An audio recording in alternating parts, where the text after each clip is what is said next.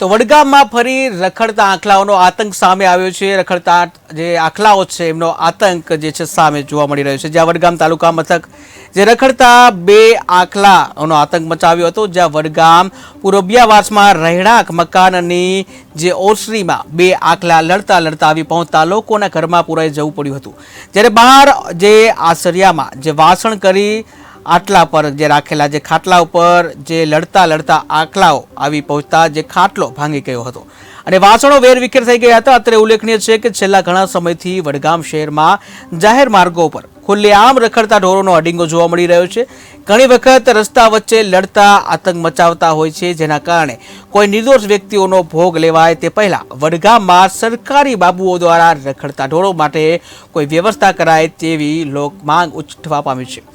તો વડગામમાં રખડતા આંખલાઓનો આતંક સામે આવ્યો। જ્યાં પુરબિયાવાસમાં જે રહેણાંક મકાન છે, રહેણાંક મકાનની ઓસરીમાં જે આંખલાઓનો આતંક જોવા મળ્યો। જ્યાં રખડતા ઢોરો અંગે કાર્યવાહી કરવામાં આવે તેવી સ્થાનિક માંગ ઉઠવા પામી છે। આજની તારીખના અંદર અમે બધું અમારે રાતે જે શોક સભાનું હતું આયોજન, એ આયોજન અમારું પૂરું થઈ ગયું। એના પછી રાતે સાંજે ભજનનો પ્રોગ્રામ હતો, ભજન સંધ્યા, તો એ પણ પ્રોગ્રામ પૂરો થયો। એના બાદ અમે ઘરના અંદર બધા બેઠા, બધો સામાન મોકલાઈ દીધો, વાસણો બધા ધોઈ અને અંદર મૂકેલ આ વગડાના અંદર।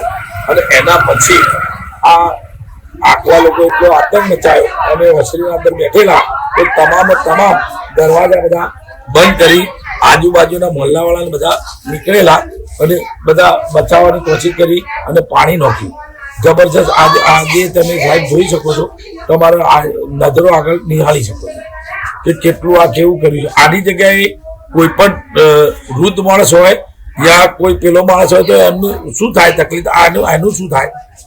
એટલે આના માટે કરીને કોઈ સરકારશ્રી ને આને ધ્યાનમાં લેવું જોઈએ અને એનો કોઈ નિકાલ કરવો જોઈએ, એટલું આપ